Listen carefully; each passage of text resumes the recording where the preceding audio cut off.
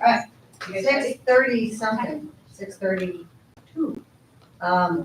Hey, there we go. Okay, finish up. We're just starting. I just will call the meeting to order and rise for the pledge. Pledge allegiance to the flag of the United States of America and to the republic for which it stands, one nation, under God, indivisible, with liberty and justice for all. Thank you. Jim?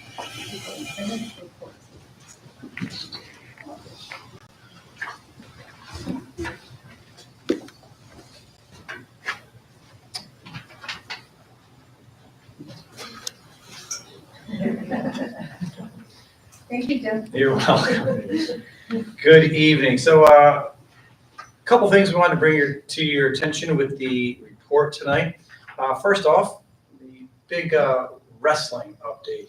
So our varsity wrestling team was just chosen to receive the Division I Section 2 Sportsmanship Award. Especially rewarding because this award is given out by the wrestling officials. So certainly a great compliment to our student athletes from their behavior point of view. And then the newest addition to the report came this morning. I was able to get over there on Saturday for a little bit. And for the first time in our school history, the team won the sectional title. So a big move for our wrestling team. They had a nice little time these last couple of weeks from getting a sportsmanship award to actually winning a sectional title. So we want to congratulate them and our coaches for a great season.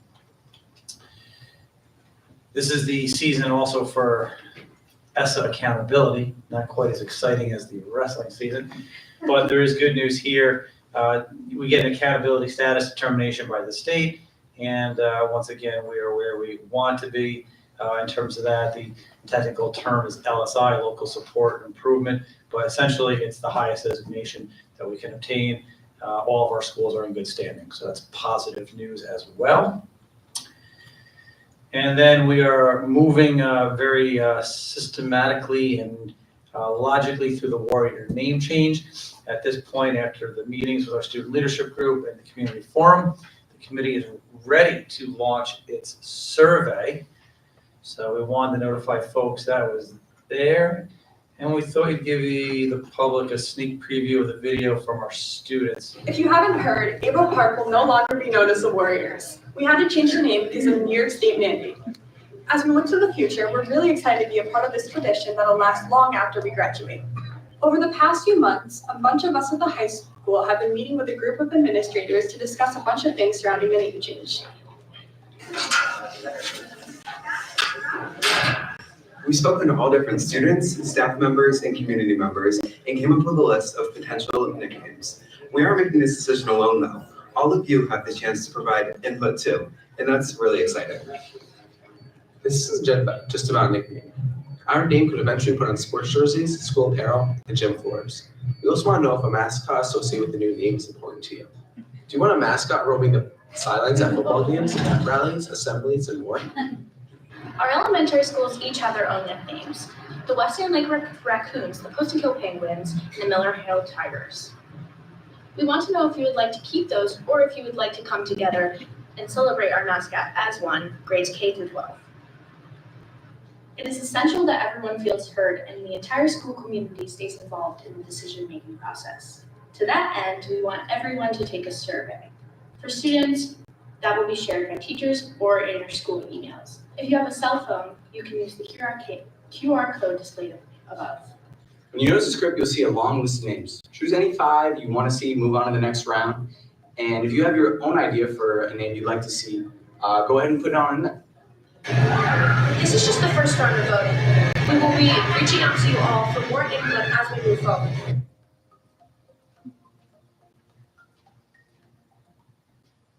So that survey will be coming out shortly. We want to thank Mr. Keelace and Mr. Bubniak are leading it, the charge for us, as well as our student representatives have done a great job trying to put this together and make that happen. Excited about the survey. We're going to roll it out for our elementary students, middle level and high school level students, as well as out to the community. So Moving on to another Brian Radowitz creation, our celebration of success.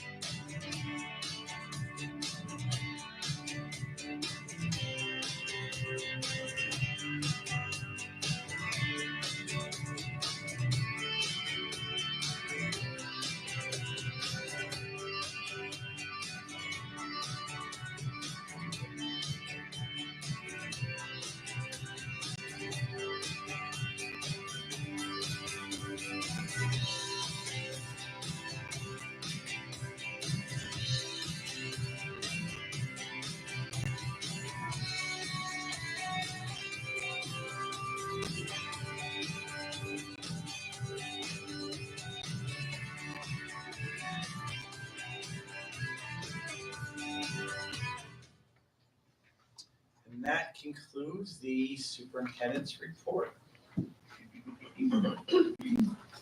Awesome, thanks, Tim. Any questions? Good. This is the first public comment period that is strictly for items on the agenda. We do have 2 forms, but they're for items, topics not on the agenda. The good news is that we'll probably get the second one pretty quick. All right, now that I said that, just cross it right now, I just changed it.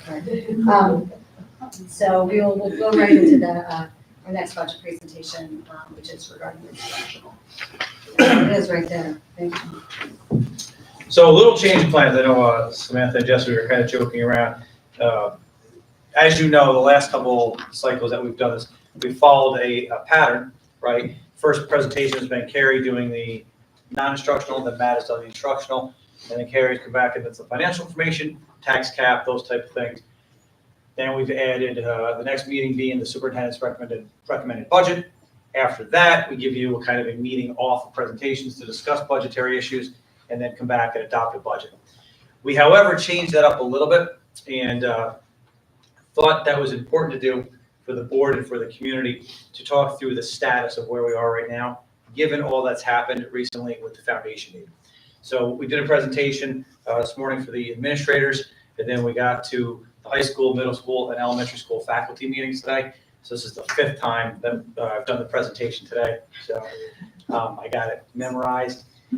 But we think it's important, and we thought it was important to get to everyone to tell them what was going on and provide this update. The board certainly is very well aware of this information in many ways. So it might not be some new stuff in there, at least in the beginning, in that budget status portion. So as always, we want to start our budget presentation with our goals and our mission statement. And we've had these 3 goals, which we're thankful to the board for keeping consistent. The third one being the newest of the 3. The other 2 have actually been goals since I've come back in this role in 2017. And our mission statement, obviously, is something that we strive to reach every day, which is to meet the needs of our students and create opportunities for them, every student, every day. The second slide in the budget presentation that's been consistent, really since I've been doing this, is this guiding principles document, right? These bullet points have been what we have tried to follow as we are making decisions. We know that we are always facing financial issues and trying to be good stewards of the taxpayer dollar, and we want to make sure that we have some principles that we're following. The first one, obviously, is the budget has to be the financial representation of our academic program. We want those 2 things to be in alignment. Our district goals must utilize our resources wisely, right? We know we have very limited resources. We want to make sure we're using them appropriately. We want to make our decisions based on data and less on how they kind of feel, right? But that we're doing things that are data driven. And then the 4th bullet, really important, right? Because this is something that comes up a lot. We are facing decreasing enrollment, and we have tried very systematically since I've been back to reduce staff through attrition where possible. Right? It's not always easy, right? It's not that every person who's retired has not been replaced, but when we've been able to do it and not impact program or impact program as minimally as possible, we have tried to use that as a guiding principle because we know that we are struggling financially, it seems every year, and that we are reaching a cliff, whether it's stimulus money coming off or tax cap issues. So this is something that's really driven what we do. And we know we are sensitive to the community's thought process of if you're having decreased enrollment, you should have decreasing staff. And we have tried to follow that. And we're going to show you numbers that we have done that actually where possible. So where did we start? Just as kind of a reminder, and we wanted to kind of get this out again for the board, the community, our employees today. Last year, we reduced our budget by $1.3 million. An important number because that number is going to come back as we go through this presentation. So you want to kind of keep that number in mind. But that was the number that we had to cut last year. Going back to that principle of attrition, right, where possible, we have reduced. So when I got back in 17 to really that kind of COVID year budget, we did reduce by 6 FTE. FTE stands for full-time equivalent. It's a person, right? So think of that as a 6-person reduction. We did do that, and we were doing that again where we could. We have a little bump during those COVID years because of the stimulus money. So we did have a little bit of increase, but if you go back, for those who were on the board at that point, we were about to make some pretty significant cuts, and then we got the stimulus money. We got those monies really in March. We were showing AIS cuts and those type of things going on because we knew we were going to further reduce. The stimulus money kind of bailed us out. We thought we used it pretty wisely, put it into people and peel those people into the ones that really directly service our students. So that was sort of where we were in 17, 18 through 2021. Skip the COVID years and you get to last year where we reduced by a net of 7 positions. The actual number of reductions was 11, right? We had to add 4 positions back due to special education needs. So those are need-based ads. But if it wasn't for those need-based ads, we would have reduced by 11 for our number of reductions in 1 year. Again, pretty significant. The budget-to-budget increase we just talked about briefly when Questar was here. We were talking about how we've tried to be good financial stewards of our monies. A 1.63 budget-to-budget increase is very low, and we have strove to keep that at that percentage, keep it low, and keep everything as financially sustainable as possible. And then we've also tried to not increase the use of our reserves or our fund balance. Again, that's sort of the savings account. You don't want to go to that just like in your own family expenses. You don't want to use that money to meet your daily needs and your daily bills, right? So we've tried very hard to not increase that, and we've been able to do that so far. But again, keep that slide in mind because as we go through this process, I think more likely than not, we're going to be asking the board or talking to the board about dipping into our reserves at a greater amount than we have in the past. Can I ask a question? Yeah, oh yeah. On this slide, just for clarification, we had a budget-to-budget increase of 1.63%, but we reduced by 1.3 million, and that is because, and this is what I want clarification on to make sure, if we rolled over the budget due to all the contracts and stuff we had, that would have been even greater than 1.6. So that's why we had to cut. Exactly. Because we had increases in the contracts for employment. Fuel costs, supplies, contract, all those things. The price, that goes up. What we call, and you're going to see it later on, we call it a modified rollover budget. So if you take what you're doing this year and do it again next year, how much is that going to cost? It's not a direct comparison because you have attrition, you have some things that are coming in and out. Breakage for people retiring. So what we call is a modified version. We take what we have this year, and if we were to roll it over the same program, how much would that cost us? So that number was greater. So even when we reduced it by the 1.3 million, it got us to a percentage of 1.63. So thank you. That's a good clarifying question. Thank you. So as we kind of go through this, there's a little bit of a perfect storm issue. You also have this, right? So we had these federal stimulus funds. Again, we're grateful we received them. We think we used them wisely. We put them into people, usually or mostly at the intervention service level. And we thought we did a good job with that. We had a plan. Ideally, as people retired, people we hired with stimulus money, we're going to kind of fill those. But like every other plan, things change, right? And people retire at a different time. Our needs change, all that. So we've tried to be as proactive and well planned out and well thought out with the additions, and that we would not leave ourselves in a hole when this money ran out. That said, sort of inevitable, right? We got all this money coming into us, which helped us and which we used. It's now ending. So the first one of them already ended, the top one, and the second one ends this year. If you go back to last year as a quick reminder, remember we took the AIS positions and we kind of took them out of the general fund. So if you think the general fund is our regular budget, our operating budget, we try to, and it was more of an accounting, bookkeeping type of thing to make it simpler for you, for us, for everyone to say, okay, those positions are kind of not part of the core program and they're kind of easier to track. Let's pull them out because we knew we were keeping things in line with our classroom teachers, our regular mandated type stuff. And we kept them in a side, or put them in the side, knowing that eventually this year we're gonna have to bring them back if we want to keep them and take things out. Either way, it was just gonna be a game of what goes in or what stays in. Bottom line being that money that was there is now gone, right? It is running out. So what do we do? Go back to, we actually talked about it during these meetings, during our superintendent's report. The New York State budget deficit has been a big topic. At one point, it was $9+ billion, right, with a big. They, in the course of their projections and their updates, they reduced that number to about $4 billion, right? So the state is telling us that there was a huge budget deficit. We knew that. We also then started hearing that we might get less than 3% foundation aid. Carrie was kind of hearing that in her meetings. I was hearing that in mine. So we started saying, okay, what's going on here, right? You guys already know well about the foundation aid and how it was fully funded last year. And that was great news. And it was a big win, which it was wonderful, but that we were not one of the winners, right? We got the 3% increase, whereas some of our neighbors got double digit, 17, 20% increases. That was not us. We got the 3%.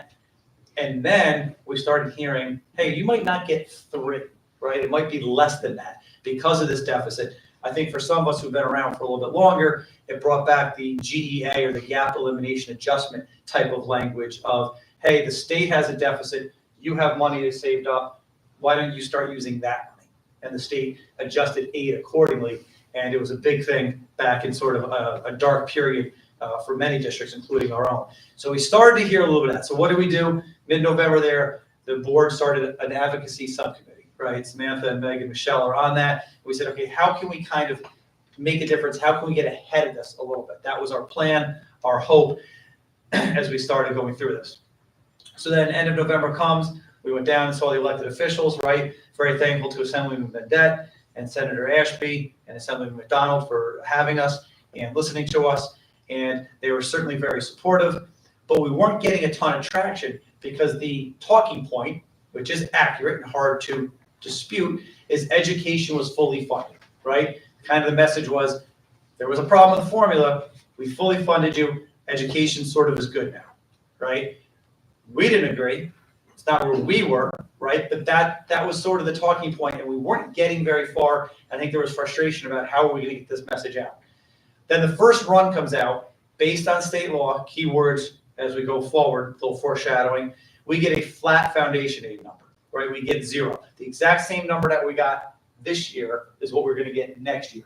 So essentially a 0 number, which is really an increase. Really a decrease, because we know our expenses are going up. So if you're gonna say it's flat, while that is factually true, it's not helpful to us. It's actually kind of a decrease because we're not getting the percentage of revenue that's going to keep us in line with our expenses. So, okay, we know we're flat, now we're 3% and then 2%, now we're at flat, and that's the first run. But there's hope that this is going to change. Kept doing things. January 9th, we meet with the governmental relations director at NISBA, the School Boards Association, again, trying to figure out what can we do, what's happening. And again, I think, Meg's not here, but Michelle and Samantha would say, we weren't getting much traction, right? We weren't getting much support. People understood, but we weren't really hopeful. And then this happened, right? This was the game changer. So on January 16th, the budget proposal from the governor comes out, and we actually get not 3% and not 2% and not flat. We actually get $159,000 less, right? So actually a decrease. This budget run by the governor, her proposal violates the statute. It violates the law, right? Under 2 ways. One, it's very clear in law that you have to hold districts harmless. You cannot get less aid in the following year. We are getting less aid. Us and other districts, right? We know some of our neighbors in this case are being cut with numbers that begin with million, right? So we're actually less hurt by that, quote unquote, than other districts. Still a significant cut for us. And then secondly, the regulation, the law states you have to follow the CPI, right? In the event that inflationary factor. Well, it's at 4.1. That was the number supposed to be used. The governor's proposal uses 2.4. Anytime you divide or multiply a number by a smaller number, you're going to get a smaller number, right? So districts that were going to get foundation aid got less. Some that were kind of right over went to hold harmless. Some like us actually go under. And now we have a situation where we've gone from hopefully 3% to actually a negative number. So what did we do?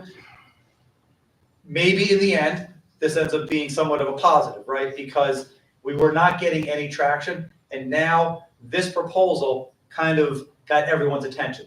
As we talked about here, half the districts are now getting less money, and it's causing all sorts of issues throughout the state, definitely an issue.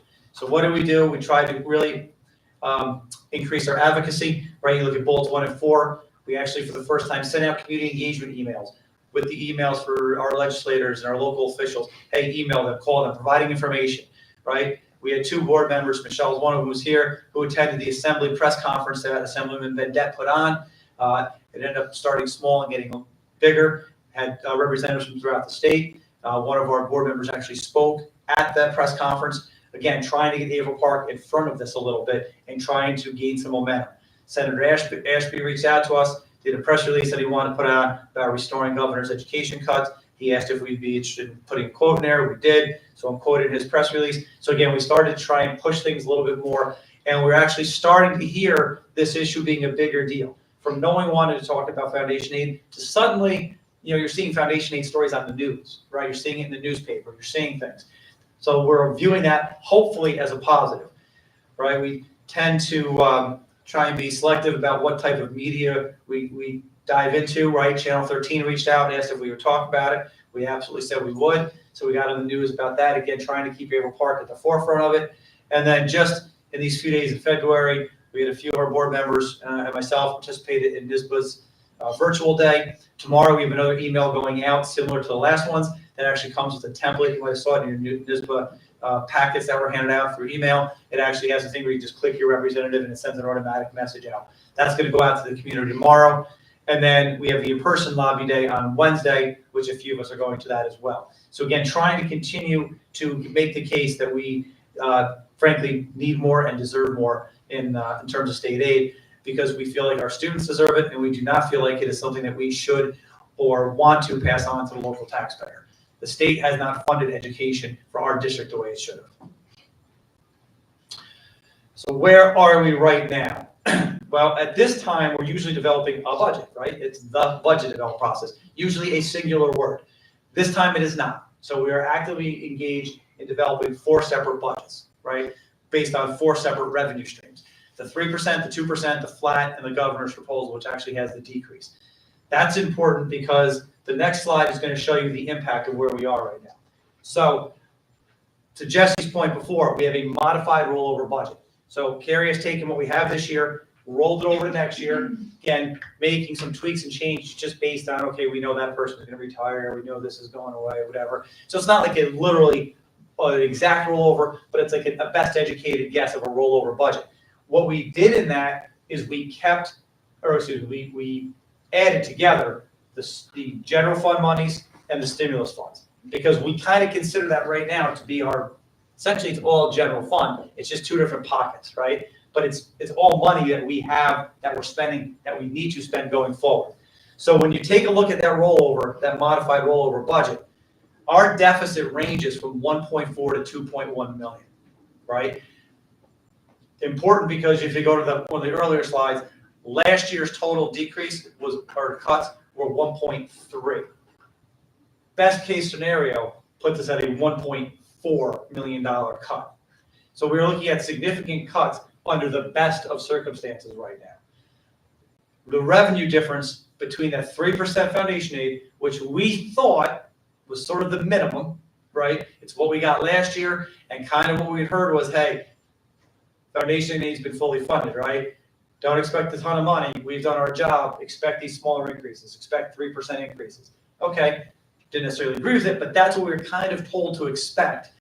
That's what we were looking at. The difference between that and the governor's proposal is almost $700,000, right? That's a huge revenue hit for us. So what does that mean? As we develop this budget, we are going to almost certainly be using an increased amount of reserves, right? We are going to have to start dipping more and more into that savings, not the whole thing, but there's no way to do this and not have significant cuts without using some of that money, right? Not a good long-term strategy, but I think at this point we feel a necessary step to mitigate the hand we've been dealt by the governor. Also, to make this just a little bit worse, we've been told by our people in Albany to expect a late budget, right? With a few different factors, with their holiday breaks for the religious holidays, and I think with some of the stuff going on here, with the foundation, the budget issues, we are being told to expect a late budget. Doesn't change our calendar, right? We have to have a budget adopted in mid-April, give or take, and we're being told you might not get a budget from the state of New York until May, right? Which is just going to compound the gray and the fluidity of this whole situation. So that's just the background, right? That's the non-normal stuff. But stuff that we thought was important to share with the faculty today, what we want to share with the community today, and share again with the board, knowing that you guys have been in the trenches in this, so I don't think any of that was really too new or crazy, but we wanted to make sure we got that message out. This would be where Matt would usually pick up and just do the instructional portion, but unfortunately you're gonna get more of me for tonight. So what do? We asked our principals, our administrators, our supervisors to come to us with a list of things that they would add if they could. Now, we talked a lot about this. Last year, we kind of did this, and I think we probably spent too much time on that because as we went through it, we realized we were going to have cuts. So this year was like, well, do we do it at all? We know we're going to be cutting. And the answer was yes, because we feel like it's a valuable exercise, and it's sort of that visionary work of what would you add, right? So then became the dilemma of, do we even show the slide to you and to the faculty? Is it just adding insult to injury? But I, at least, speaking for myself, felt very strongly that we should put it out there because I think this is a huge talking point for our elected officials. When you look at that list of things, those are the crazy, pie-in-the-sky, dreamy things Averill Park is looking for. A business teacher in the high school, because we don't have a business program, a special education teacher to meet needs of students, and K-5 social workers, when we know that we are way undersubscribed compared to other elementary schools in terms of our social workers, and a music edition that really is a music program that never recovered from the last go around when we were cut and we were never able to bring it back. So that's sort of the crazy stuff that we're looking for, right? When we talk about, well, just trim more or it's a local problem, that's it. That's what we're looking to do. Stuff that I think is pretty standard and should be expected, right? Is your question, Michelle? Yes. So I'm just curious. I was unaware, obviously my children are small, that we didn't have a business program in the high school. Mm-hmm. Is that something that BOCES offers, or I guess it's never existed? We had a business program years ago. 8, 9. We About cut it in the gap. 08, 09? Yeah. So about 08, 09 was the last time. It's been a long, I knew it's been a long time. We cut it in the gap elimination. We had 5 teachers. in David. So My class. Bray said we had 5 business teachers. We had 5 business teachers back in like 08, 09. What did you say, Terry? I said my class now is the closest. That's true. Terry's financial literacy class is the closest we have to a business class or business program. So that was a budget cut in the dark days. So kind of like the K-12 music, there was cuts made, and as much as we were able to bring things back, we have not brought everything back even to that level. Were they well attended? They were strong electives? Terry's class is like overbooked every year, isn't it? Currently, the business department was very striving, yeah. It started off at 5 and then it ended up over the course of like 3 or 4 years down to 1. Yeah. And then gone. Well, if I wasn't fired up already, Come Yeah, on Wednesday. Well, It was- that was one of the things that we just couldn't recover from during the gap elimination when we cut 25% of staff. And then you saw those charts last time where we're just growing, our budget is growing at a much, much, much slower pace than everybody else's because of all these factors with the foundation aid. And we wanted, I was on the board, that was my first year on the board, and we ended up cutting like 25% of our teaching staff because that was the cards we were dealt from the state with the gap elimination adjustment, which by the way was supposed to be 1 year, Right. and it happened over 4 years. And so it was awful, and we tried to build back, and that's one of the things, like, we're still asking for that. Okay. Yep. Yeah, it's horrible, Michelle, for sure. So that was the kind of the visionary, what we would add. And then here's the reality, right? So at this point, we don't have specifics, to be honest. So we're running things through. But if you kind of go through our list one by one and sort of a little more specific, but still kind of general terms, class size and intervention services are largely elementary issues, right? You're talking about classroom teachers, which increase class size at the elementary level.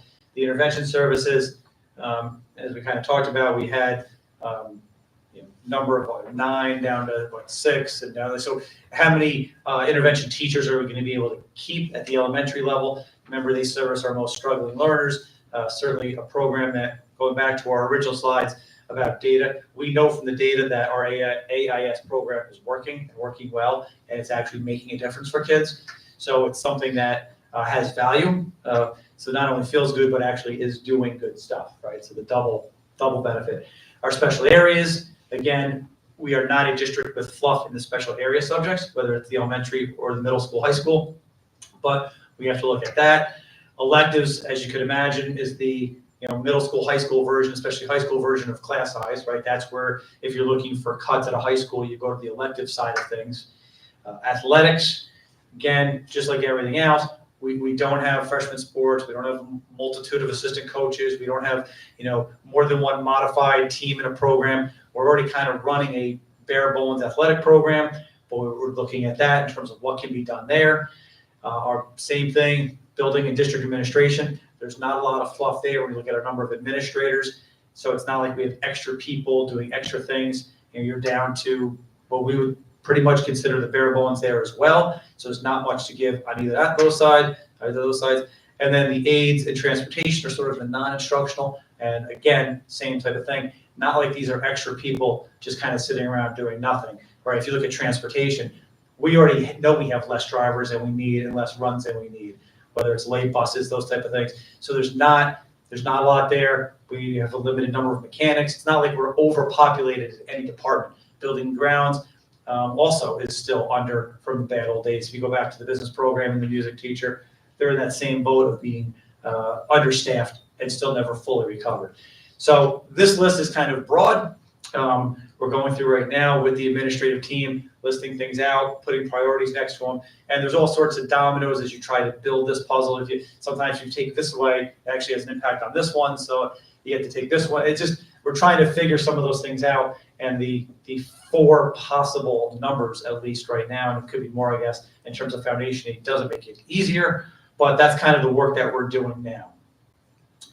The last thing that we wanted to kind of bring up was special education. In terms of programs, you can imagine special education is a heavy hitter, right? It's small classes. By definition, it's more adults. So what we're trying to do is look at how we're delivering this service and trying to get our people who are involved in the trenches there, our teachers, in terms of what we can do in terms of program or instructional delivery, those type of things.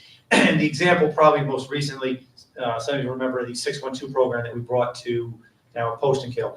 It was the same thing. There was 2 reasons to do that. One, cost savings, because to outplace kids is very, very expensive. So we knew we could do the program cheaper, but also we all felt an obligation to keep our kids, especially our youngest ones, in program in the district where possible, right? We didn't want to start putting kids out of program at district placements unless it's the only option. And we thought we had a kind of an obligation to go through that to make sure we're doing everything we could. The program has had definitely some bumps over time. Very happy to say it's functioning very well right now, and very fortunate that it's going well, and it's been a lot of time and effort, energy on a lot of people's parts to get us there. That's an example of kind of maybe when we look at special education delivery, is there a different way that we can do some things to either make it cost neutral or maybe some savings, because a key factor here is we know that the kids that we're getting and coming in are having greater needs, including what we know is coming through the preschool, right? So we know what is coming in terms of needs already is going to push the limits of the system in terms of what we can supply and what we can obtain, what we can handle. So there's going to be some natural expenses, like last year where we had to increase the special education department. there's gonna be some of those type of pressures solely based on student need to properly service kids and give them what their IEP mandated services would be. That's the report in terms of the context and then the instructional side of things. Questions? Yeah. So, since you basically have to play out 4 different scenarios, when do you decide which of those things to cut and tell the staff and the community? Yeah, that's a great question, right? So we're, from that point of view, we're definitely a little bit ahead. And we said this, I feel like we said it in all the presentations, I think we did, maybe not. There's an issue, right, where you're trying to be transparent and honest and upfront, while also not causing undue stress and angst, right? And unfortunately, many of us have been through this a lot here, right? I remember walking the halls of Algonquin with the building rep, handing out notes to people saying, you might be cut, right? So you don't want to do that too late because you want to give people a chance to find jobs if they're really going to be cut. You also don't want to do it too early where you're, creating a storm that doesn't need to be, just adding stress to people's lives.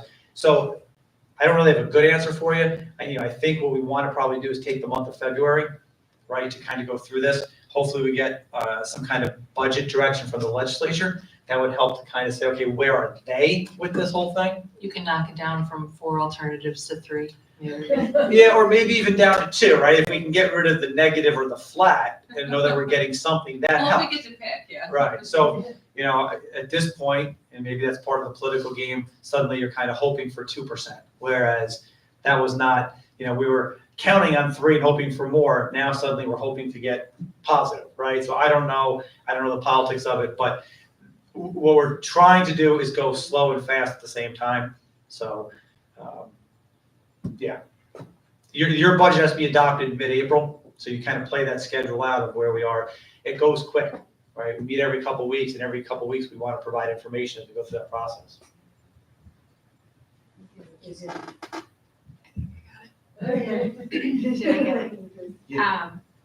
So this is gonna sound crazy, it's just more information, but do we have the room and the capacity to have those classes if we were able to fund them?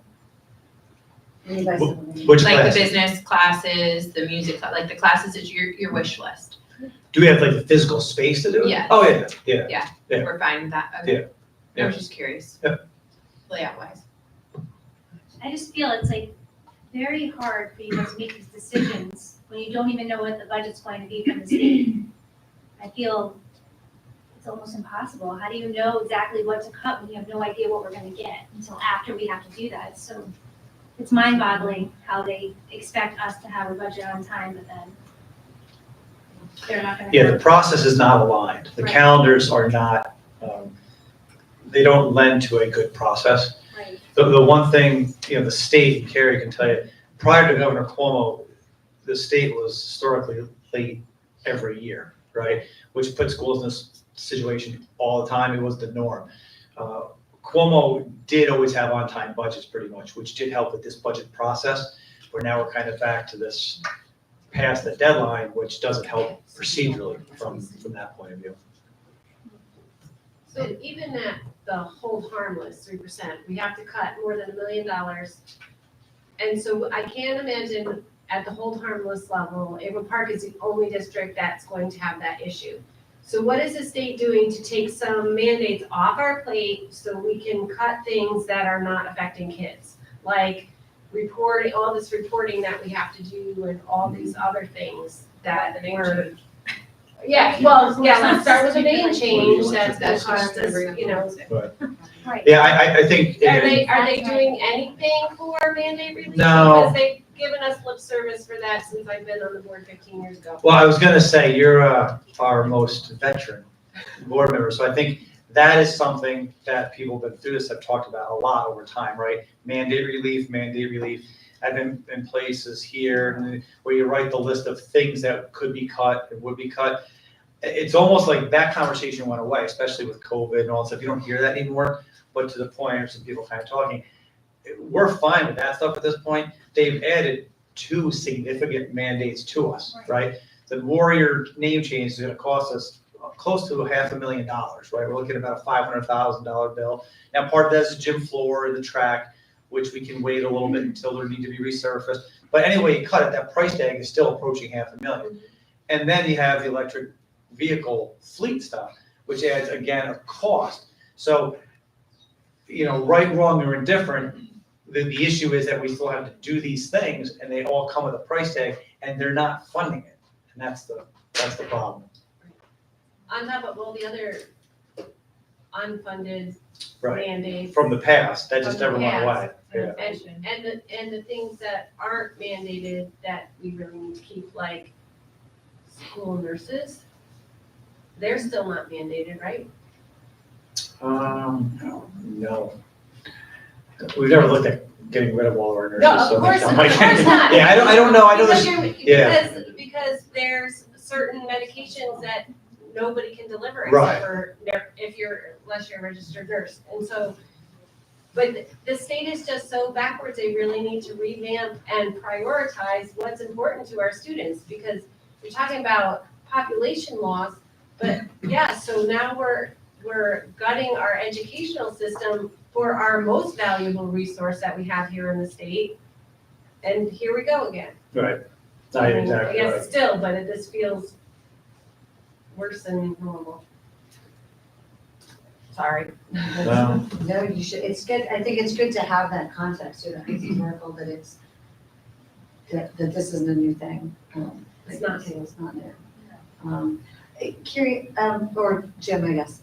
I just wanted, there's something in there, and there was talk about how school districts have these reserves, and about how we should, but correct me if I'm wrong, that speaking of mandates, there's a mandated level of reserves that, that we cannot exceed a certain amount of reserves. Yes, we can't hoard like $7 million a week, right? Correct? Is that where Jen started? So for your unappropriated, so your fund balance that isn't in a specific reserve, the maximum you can keep is 4%. Your other reserves that you're allowed to set, they usually have some kind of limitation, right? So like our capital reserve is capped at what the voters approved it for. When you get into things like unemployment, workers' comp, and ERS, your auditors will look at those to see if they're somewhat reasonable in terms of what your expenses are. So they look at things like that. Tax certiorari, you have to have exact claims. So there's not limits per se, but there's a reasonability testing on a lot of those to make sure that you're not, your workers' comp expenses a year are $200,000 and you have $20 million sitting in your workers' comp reserve, right? Your auditors will look at that and be like, that's really not reasonable for you to do that. So, but the unreserved is the cap of the 4%. Your reserves are a little bit different. So there's like almost two pieces of fund balance. So there's basically like an oversight mechanism and then like a mandate mechanism that would sort of control, our That's a fair the way to hoarding, right? Well, so and I just wanted to bring that up because I feel like that's come up a few times where there's this implication that we're like the dragon and Lord of the Rings, right? Like hoarding our gold. And sorry, my husband loves it. But it's like, number one, if they want that cap to be lower, they could say, make it lower, and then we would have to comply with that. And so we are, if they are dissatisfied, this is the way I say it, if they are dissatisfied with that, then it's on them to change it, not us. If they say, here's your cap, then we should go with that cap. And I just want to remind everybody that, Carrie, you've given presentations in the past about just how important that reserve is, so that when things, when emergencies happen, they don't happen on the scale of, an emergency happens in my house, it's like $2,500. We have to fix something, we have to replace something, and it's a lot more than that. Like, again, the last big one was that storm, like, a month before school, was like $2 million. So this implication that we want to start dipping into our reserves is that, I think the business students who will someday return, the financial literacy students would probably look at that as not good practice. So I just want to make sure that it got brought up, but it's not really. Jim, I do have a question. Do you happen to have, and you can send it later, but the statute that you said that violates Do you actually have that? I don't. Do you have it? I'm sure we can get it from one of the state organizations, Yeah. the actual statute, yeah. I'm just curious if we can get that before Wednesday. It's between one of those emails over the last 2 weeks. I've read a lot of emails. I haven't seen it, but Okay. I could be We can give Michelle some homework from her sick then. more homework. I think that, I agree, I think that'd be good information to have for Wednesday. Yeah. Carrie usually, we actually had in the podcast a guy from State Aid Planning, which is a Questar service, a really good Questar service. We can reach out to him and get that. And I did want to congratulate you on that because I think that was a great recap to show what exactly we've done, how we try to get ahead of it, and let the public know everything that's been going on behind closed doors. A lot of hours into it. Yeah, yeah, thank you. All right, Thanks, all Jen. right, thank you. And the only thing that I would say is that now as a community is the time to engage, so. Don't be shy. All right, another real fun topic. We're gonna go over to, this is not where I'm voting on anything, we're just starting this discussion, or carrying it on, I should say, just regarding electric vehicles, because time is ticking away, and it's gonna be 2035 and real quick. Do you guys Yeah, want to say something? if I could, Jeff has. if I could set up before, just to start to frame the discussion. No, you're not voting on anything tonight. We are looking for some guidance, however. So it's a process that Mark Primo in transportation, working with Carrie, goes through. You have to do letters of intent. So you can't buy the buses, right? Because you have to have it voter approved and the funding. They're obviously very expensive. But we have to go through a process where you have to sign letters of intent. And that sort of gets you in the queue for your buses. So last time when Carrie did her presentation, she kind of provided you with a couple different options in terms of what you want to do. So we're not asking for like a 100% definite if you can't get to that tonight, but some kind of guidance or feedback, because the later we wait, the further back the queue we get. And I know Mark's concern is that we're not going to have the buses on time. There's already sort of a backlog with all of that stuff. So we're later than we usually are because of the electric vehicle situation. So as Samantha said, we wanted to have a discussion, and we're looking for some form of, I don't know which way you're leaning, or some kind of guidance about where you think you're headed, just so we can move forward a little more educated guess. So that's my setup. Thanks, Jim. Go ahead, Jess. I was just gonna say, based on everything that we saw tonight, and based on everything we know about that there's a backlog to even buy the vehicles, I'm not that worried about not complying by 2035 if a lot of the school districts can't access the buses. And since we need the money now for other more crucial and impending things, I'm completely comfortable in waiting. I think we should wait. I don't really see any reason not to wait, because if we're not on time and so are all the other districts, I mean, what's the punishment gonna be? Well, so, yeah, sorry, but the one thing we need to consider, and this has been said many times over years, the trouble with non-compliance is we are so close to Albany and we are at the top of the alphabet. So if they start dinging people, we're on the top of the list. So that's the concern. However, I do think that they might change this mandate, but they haven't yet, is the other issue.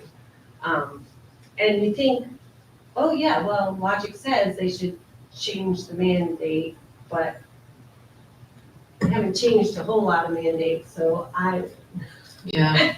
But I also don't wanna be the guinea pig. Like, I don't wanna be the one on the top of Taborton who has the bus that breaks down. The state's like, oh, sorry, we haven't figured that out yet. Good luck, guys. I don't want kids stuck up there. No, it's Michelle.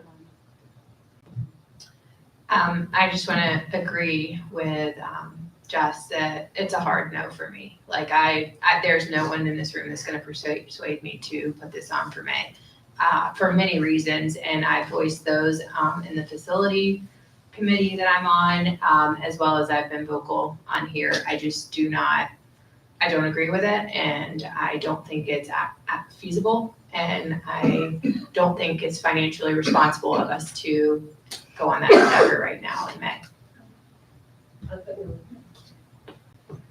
I was just gonna agree with both of them. Just think it, for our voters, it's gonna look very financially irresponsible to put that up again. And I understand it's a mandate, but I also think it's ridiculous, and I don't think it's well thought out by the state.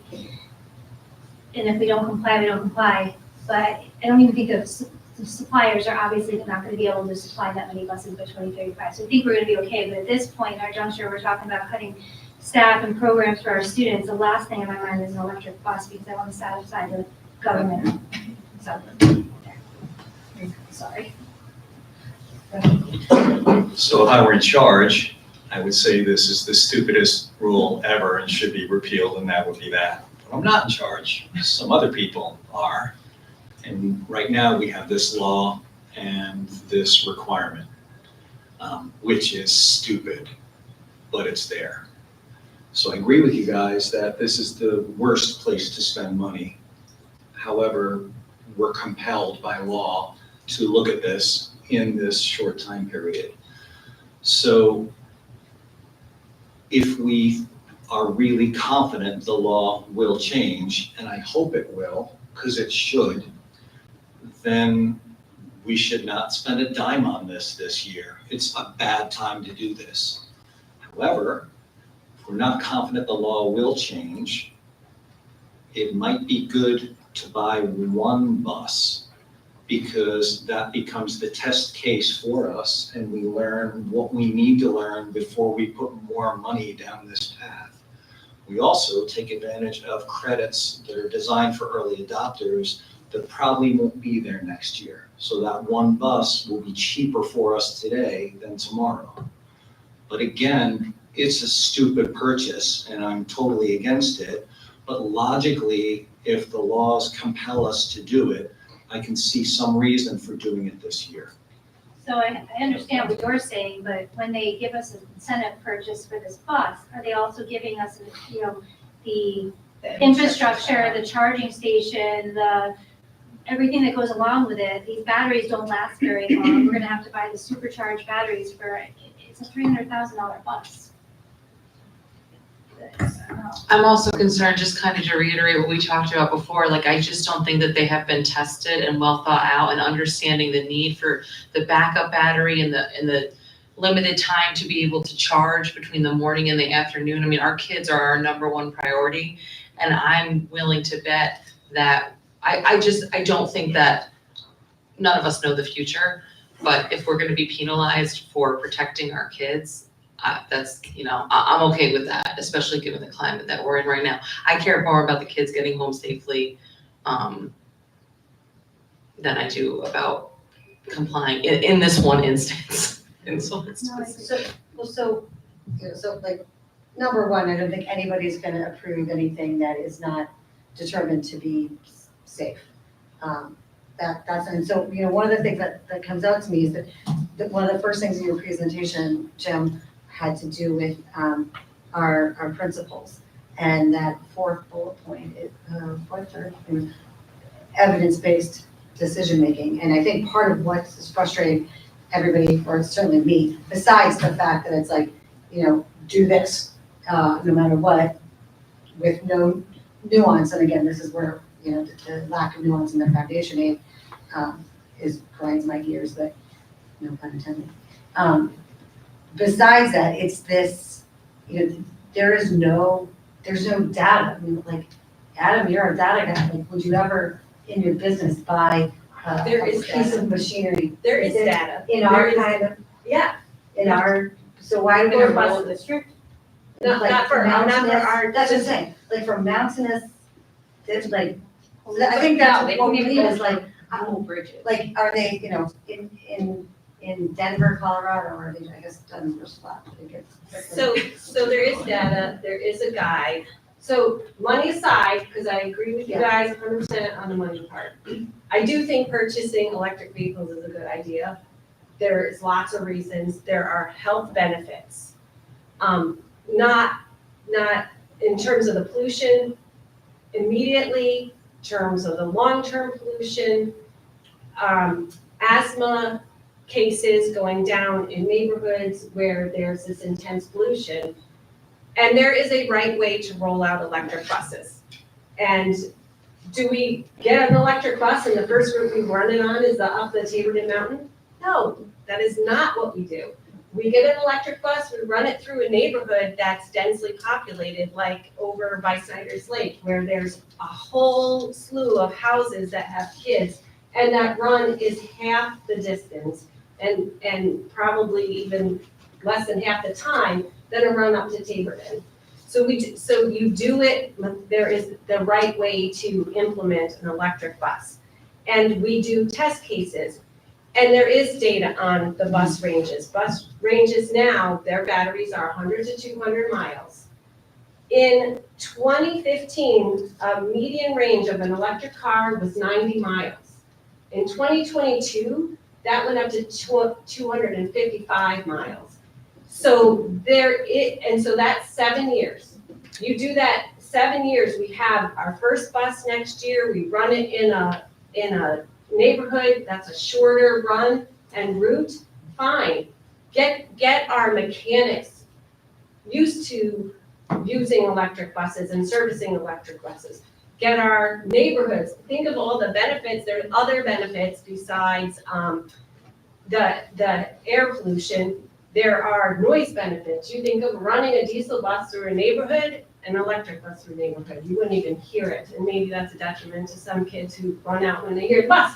But anyway, so we start there, and then in 7 years, when the range is much greater, like 2.5 times, like it was with cars, then you move to Taborton. There is absolutely a right way you can roll these out.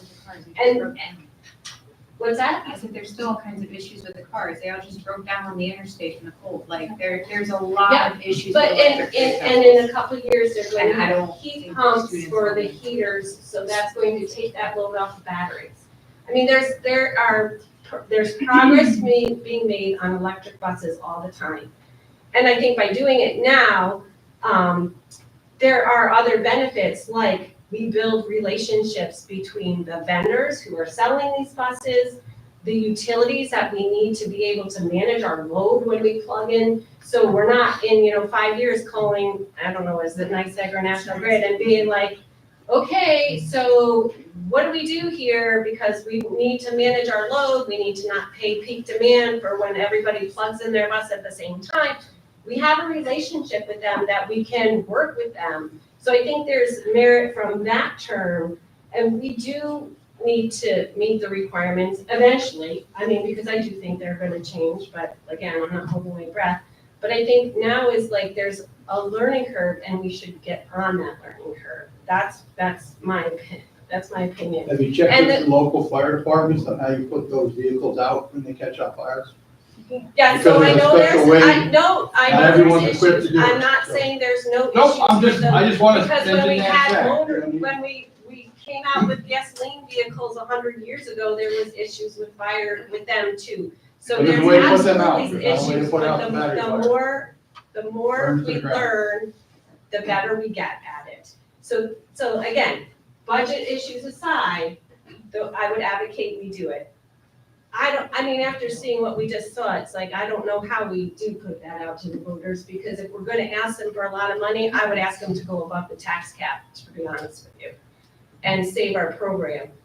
So that, like I said, all those rationales, all aside from the money, because I agree with you guys on the money part. That's I think what I'm saying, like, I agree with you that, I'm all about sustainability and looking at our future for our generations to come, but right now, if we're going to the voters, would this be a bus proposition that we have to ask for? Like, so you're gonna go out with a bus proposition that is going to fail, because everyone's going to see, so we could put it out there, but it's going to fail, because everyone's gonna say, oh, wait, you're gonna cut all these teachers, you're gonna cut all the staff, you're in this budget deficit, but you want us to approve this bus? It just doesn't make sense. That's where I'm at too. It's like, And I mean, like I it's did. just not the right time, I think. Yeah, and there's a lot, this is a whole manual on electric buses. I mean, there's a lot of resources out there. And I just do think it is a good idea. I just think the timing right now. Timing's bad. We can't. Well, and again, it's what I would ask from the state, which I'm in the same boat as you in terms of like, not gonna hold my breath for that, is again, to be able to look at that nuance. And I know the one of the things we were talking about was, especially if we do sort of make the leap into, or dip our toe, I guess is a better analogy, is, exploring the possibilities of a hybrid functionality so that we don't have a fleet of 80 electric buses just waiting to explode because they can't all be in close together, but we can have like right, this guy, she's the engineer, I'm not the engineer. One actually just, But anyway, so again, I think that's, looking for some give, and again, it sounds naive coming out of my mouth to see if in the next 2 years, if there's any kind of wiggle room Well, to get. we're also talking about is if we can only do one bus. Because if we get the one bus, we need the infrastructure that comes with it. And we can't just do infrastructure for one bus. Right, but there are incentives for infrastructure and things like that too. So, I mean, there are resources for that. I think the governor needs to fix her foundation aid formula first, which will never happen, but I think she needs to fund schools and start like being a little more fair, so we don't have to make all these cuts to our programs for our kids. And then I'd be fine complying with getting electric bus. Sounds great. Let's save the earth and do the right thing, but it's just such bad timing. In the last presentation, I feel like you gave us some numbers on the kind of infrastructure support that would be, so there are funds out there for the infrastructure piece. It's not like completely good luck to you. Correct? Yeah, so if you do like the whole make ready, there's funds out there, there's grants for that. And also you can get some building aid, transportation aid on reimbursable, of course, so we could do it through a project like that as well. There also, for the chargers, there's incentive programs for the chargers that go along with them. So that, so there is money out there for pieces of the infrastructure.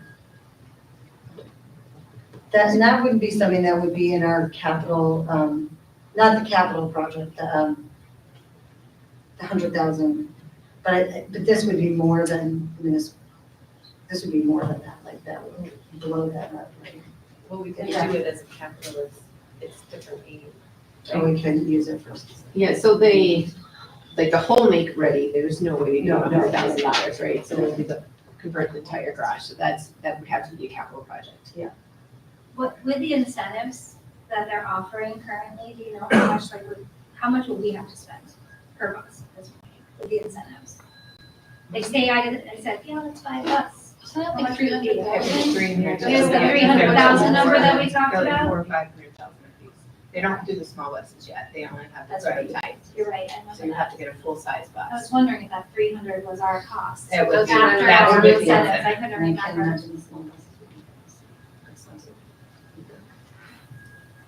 Only cost as much as a house. So, Is that what it was, Carrie? Was it 300? Yeah, I don't know off the top of my head, honestly. The electric bus, 64 passenger, 464,230.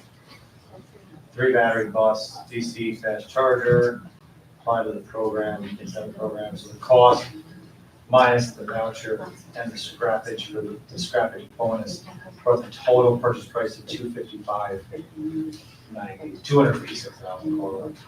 And the charger was 28, and the charging voucher was 25. But we didn't have the installation cost at that point. So bus, you're talking 250, call it, whatever, and the charging with the voucher, we just got to pay for the installation cost, but we don't know what that is yet. Is that just a You're level right. 3 charging with the DC, or will that also include any level 1 charging stations? I don't know. This was a DC fast charger. So it's like the level 3 fast charger. And so will that also include infrastructure for personal vehicles in the school parking lots? Not initially, no. And I also wonder, can they do it with their current You know, like where power. Are you plants are? asking about the capacity? If they can of support the different load. times? I don't know, can they Yeah. support it? Well, that's, I don't know. well, that's why I think early adopting would help with that, because it would build that relationship, and when we do need more. It's not all districts, but our district can. We were told in a facilities meeting that our Okay. district. I didn't think, Level 3 requires a 480 volt system, like on the DC side, so it's pretty substantial. so we can blame the power company when the state comes after us, say that they don't have it. But I do think building a relationship with them would help with that, and then just, making sure the load is flat and not spiky, and there's a lot of Yeah, things to it. right. So we don't get astronomical demand charges. Right, yeah, that's, Carrie, did the incentives go away in 24, 25, like 25, 26 would be the next Okay. step of this one? No, I think You're the joining one from the state, I think is rolling. Say that again. One from the- I just can't hear Carrie. One of the, Can't hear Carrie. so there's different pots of money. There's some that is going through NYSERDA. And the one that the state's doing is a rolling grant. So it's, the pot of money, the smart bond that was passed like by the voters of New York State like a while ago. So that money's in there. It's like a rolling, first come, first served. There are other grants out there, but a lot of them are going to priority districts, which are more your low income designated districts. So we don't get priority in those. So it's like, and so that opens up a little bit more. You would think more geographical area would also be priority. Yeah, not the way they designated the communities, the disadvantaged communities. There, a lot of them are kind of. Yeah, although I think like Angela, like some values Right. But the fleet they hire would have to comply. like private fleets. I thought it was only New charter. But that's kind of relevant to our conversation. I'm gonna reel that back in, so we don't stay on that. So I think that. Was that helpful? The takeaway from tonight is that we don't draft a letter of intent just yet. And, maybe I think we have to figure out what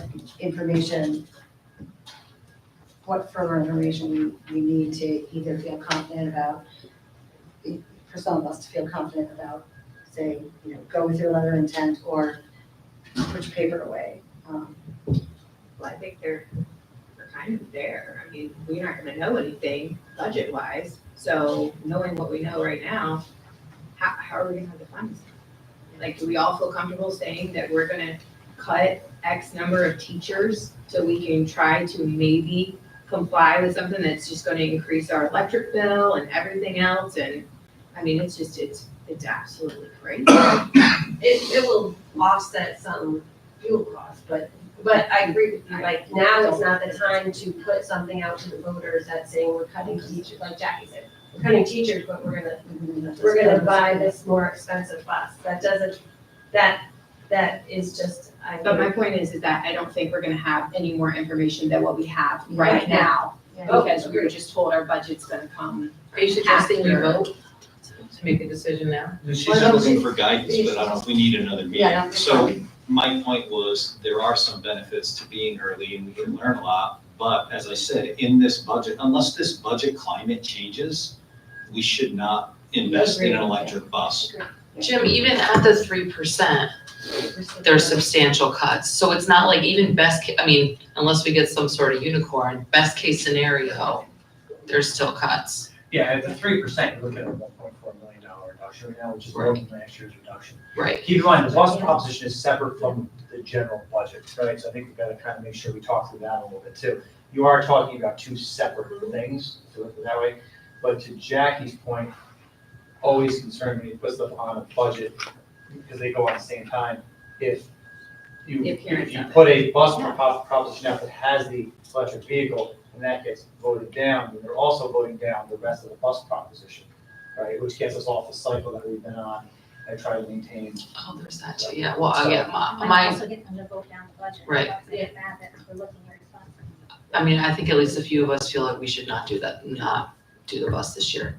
I mean, and so just so we're clear, like, I agree after 100% that I don't think that we can do this. It's irresponsible. I appreciate all the information from Jesse. It makes me feel better long-term, but it feels very, it doesn't feel comfortable. My only fear is, is there any potential that we're gonna be doing any better budget-wise in 25, 26? Like, are we just gonna be having this exact same conversation? And that, again, that doesn't change how I feel about this right now, but that is in the back of my mind, is it's just gonna it's gonna like Groundhog Day. Yeah, but I don't know, I just feel like we're just faced with emergency upon emergency. So we just we can just take all the information we have and make the decision right now. And it can get worse, but hopefully it can get better. And I don't want to cause more problems by getting off the bus cycle too, because then we open up a whole nother can of worms. And I just, even myself as a voter, knowing what I know and, supporting clean energy, I don't think that I would necessarily be gung-ho to support that right now. And again, this feels like one of those unfunded mandates. Right. If the state wants to meet our climate and energy goals, which I agree with, they need to help us get there, and they're not at this point.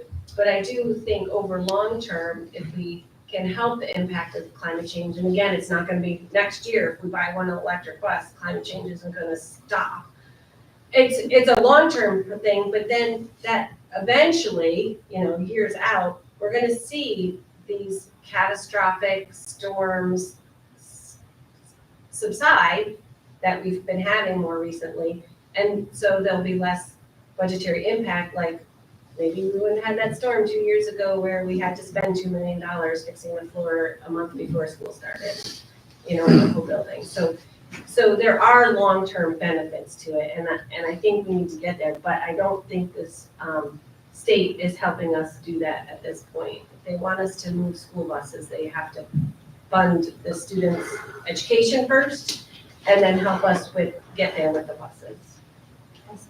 And I would venture to say that anybody from the advocacy committee would be happy to pass along those sentiments to anybody who might listen. Carry your smile, like, good luck with that. I know Michelle's got this. You don't need a formal vote from us on this. No, we just wanted to kind of essentially poll the board to find out where you were. It sounds like we have enough direction to go forward, and Mark can sign the letter of intent for of the two options Carrie provided in the last meeting, the one that's not the electric bus option. For option 1 and 2. It is unfortunate. Well, but it's, entirely foreseeable. All right. All right, thank you. Okay, I just crossed out something, we haven't done. Oh, that's fine. Well, that was fun. Hey, how about we're gonna do some really fast? Can I say that loud? Is my microphone? Item number 6. I can get a motion to approve the minutes of January 2022, 2024. That is gentlemen. Jess and Jackie seconds. Any discussion? All those in favor? That is unanimous. Linda, thank you. All right. The motion to approve consent items 7, 8, and 9. Jesse first, Jess D second. Some discussion on the consent. Adam Ninja. So I had a question for Carrie around, item 7C, the agreement with educational data. I'm always concerned when a vendor provides me with a report on how beneficial their services are and how much money they're saving me when they're sending me a bill at the same time.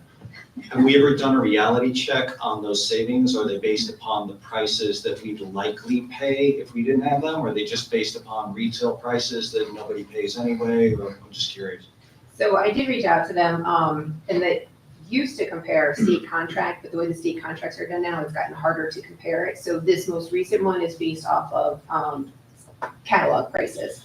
But the one thing I will say about what Ed Data is it takes away the administrative responsibility of doing RFP for all the different school supplies and whatnot, but the program that it comes with is electronic. So teachers go on and select everything. It goes electronically to the principals, and then it can electronically download into our system and generate POs that can then be emailed. So the administrative piece that this program also takes up of all the building secretaries for not having to manually input every teacher's order at the beginning of the year, and then our purchasing agent for not having to like print every single PO, stuff them in an envelope and mail them out the door. There's a huge administrative savings with this too. So that piece right there is really big for us. That's why we really like the program. The savings, if you look at, they say 60% off of catalog. I mean, you can get discounts using state contract pricing, but it just overall, the program is really nice. Cost of the program, I think, was about 10 grand a year, and that, it seems like in administrative savings, it's more than that, so it pays for itself there. Already. Yeah, that's the big draw for the program too. So you get you meet your bidding requirements, but at the same time, you reduce your administrative burden quite a bit. Cool. All right, thank you. And then my other question was in 8C, it's a approval of rescinding appointments, which I don't know who this question is for, but we're actually rescinding appointments, or like, why are we doing that? Well, unfortunately, Odyssey of the Mind doesn't have any student interest this year. Oh. So we're rescinding the appointment for Amy Miller, who was appointed as a coach and then the coordinator of the program.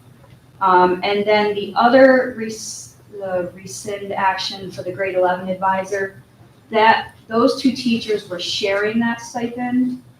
We got notice that one of the teachers, Nicole Monroe, no longer wants to do it. So if you notice, the next item is, should be appointing Elena Oldendorf as the sole advisor of the grade 11. All right, thank you. That answers my questions. I just want to take a moment and acknowledge the 3 teachers that are on this agenda for retirement: Jim McPartland, Larry Quinn, and Kathy Slyer. I didn't even do the math, but we're talking about great. So not tonight. So 86 years it represents over those 3 people. So I just want to thank them for their service to this district and wish them well in their retirement. Anybody? I want to just point out that there's something there just for the mentorship program, and I always like to see that, because we hear all the time about how effective it is. And that's like a perfect segue into a memo that got approved in the course of this consent agenda was, I'm just going to read from it. Families of Ellen Roy, who was a mentor, who was a first grade teacher at Post and Hill, who passed away this year, very, very tragically. Families of Ellen Roy and Pat Smart want to establish a new scholarship in their memory. The name of the scholarship is the Bookends Memorial Scholarship, in memory of Ellen Roy and Pat Smart, Post and Hill Elementary School teachers. The scholarship will be awarded to a graduating senior planning to pursue elementary education. One recipient will receive $1,000 each year until the funds expire. The goal is to award the scholarship for 12 years until the last of Ellen Roy's first graders have graduated. Can you talk a little bit about that? Yeah, so I did want to also thank the Roy and the Smart families for creating this scholarship. So for those of you who don't know, Pat Smart and Ellen Roy were sisters. Pat was the oldest of many, and Ellen was the youngest. Pat was a teacher at Post and Hill when I was a student at Post and Hill. So she actually also passed away this year. So so I think this is a lovely, lovely way to honor both those teachers, sisters, in this wonderful scholarship. As sad as it was to get here, I think it's a lovely way to honor both of them. Thanks guys for doing it. Right. Action items. Nope, we need to. We need to vote. Oh my gosh, we didn't vote. That was a discussion. Thank you. It's okay. My mom reads fuzzy. Okay. All those in favor of passing that? That is unanimous. Thank you very much. Now on to action items. I need a motion to approve the memorandum of agreement by and between Averill Park Central School District and the Averill Park Teachers Association regarding the retirement of Lawrence Quinn, Adam first, Jess D second, Any discussion? Seeing none, all those in favor? That's unanimous. 10B, you motion to approve the memorandum of agreement by between Averill Park Central School District and Averill Park Teachers Association regarding the retirement of Mary Slyer, Adam, and Jackie. Any discussion? I'm just grateful my belly has had Miss Slyer as teacher. Okay, nothing else? All those in favor? That's unanimous. 10C, motion to approve the overnight voucher for youth and government club state conference at the Desmond in Albany, in Capitol Building, Albany, March 22nd through 24th, 2024. Jackie first, Justy second. Any discussion? I'm sure kids are gonna do us proud over there at Capitol. All those in favor? That's unanimous. Okay, policy, everyone's favorite topic. We have the first reading here for 9270.1, that's compensation for substitute teachers. I'm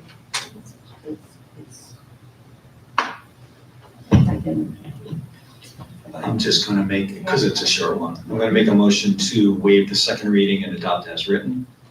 And the second for that from Justy. Any discussion, questions? Okay.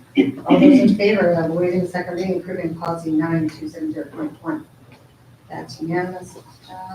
We have second readings, so 11B, policy 1740, relationship to non-public schools, and one question about one line in there. I just need a motion. Oh, no, I don't, we're discussing. Yep. Yeah. Second. Question, comment, Adam? So I wanted to thank Kim for clarifying where my concern was. My concern still remains because I don't believe the policy says in clear language sort of the intention or the spirit that she described behind it. So where it says textbooks must be non-sectarian in nature and may not carry the endorsement of a religious authority, I would like to strike the second part of that sentence so that it just says textbooks may not be sectarian in nature, must be non-sectarian. Sorry, jet lag. Textbooks must be non-sectarian in nature, period, and a paragraph. And I think just reading the explanation from NISBA, it's just saying that it's non-sectarian in nature, fulfills the few sentences that they passed along to us. That was the root of why that sentence was there. So. Well, and saying may not carry the endorsement, like what does that even mean? Right. May is not a binding letter, it makes it clear to get rid of that. Yeah. And it's a great textbook that we support, why do we care whether or not a religious organization endorsed it? So I fully support Adam's of it.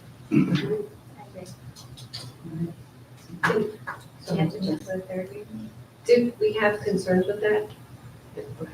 Yes. So I make a motion to approve it with Adam's edit. I'll second. And did you get that? Second. Justy. And Kim, do you need any clarification on what that edit was? Nope, I just made it. Beautiful. Okay.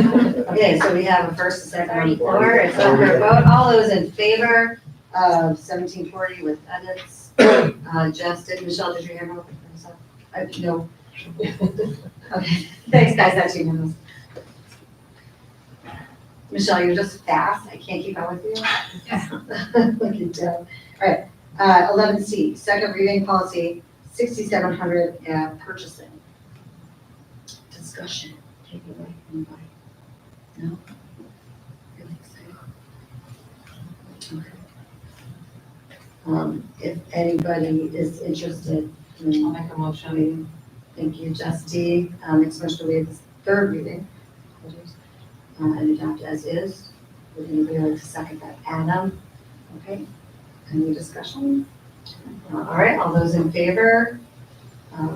That is, unanimous. Okay. Okay. We have number 12 is a resolution. And the resolution before us is that the Board of Education, upon recommendation of the superintendent of schools, award contract for security upgrades in the 23-24 capital outlay project to the lowest bidder, New England Security Firm LLC, located in Monroe, New York, for a total amount of $92,764. Jackie first. Adam seconds. Any discussion? No discussion? Okay, all those in favor of passing this resolution? That is unanimous. We're just notified in item 13 of a change order in phase 2. Do I need to, I don't need to read the whole thing, we're just, it's in writing on our agenda. Oh, right. Thank you guys, that was my first one. Our second, thank you guys for waiting for our second, sorry, I'm scrolling and reading at the same time. Turns out I can't multitask as well as I thought. This is our second public comment period for items not on the agenda. I have, these were asked to keep them to 3 minutes. I have Lance, Amy, and Tyler. Am I saying, is that right? Yep. Okay. Lance is going to be speaking. And I'm Lance Harding. Okay, sorry. Sorry, oh my gosh, I just told you that, I didn't mean to say that. We need to come to mindful for the people who are doing it at home and are recording. Okay, no problem. Thank you for your patience. No problem. Okay, take it away, Lance. Okay, I'm Lance Harding. I am a member of the Averill Park community. My son is 8th grade CYO basketball coach, which I am a volunteer.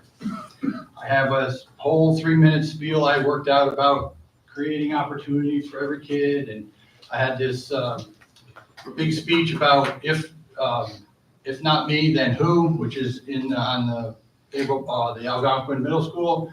If not now, then when. I had this whole spiel brought up, and then I come to the meeting and everything comes down to money. It's always about money. I'm not asking for money from the school. I'm just asking for an opportunity for the kids to play basketball. We have a good community here with a lot of businesses, a lot of volunteers. That we have over 40 kids, right, Dean? 40 kids in the 8th grade youth basketball program that have nowhere to go when they go into high school.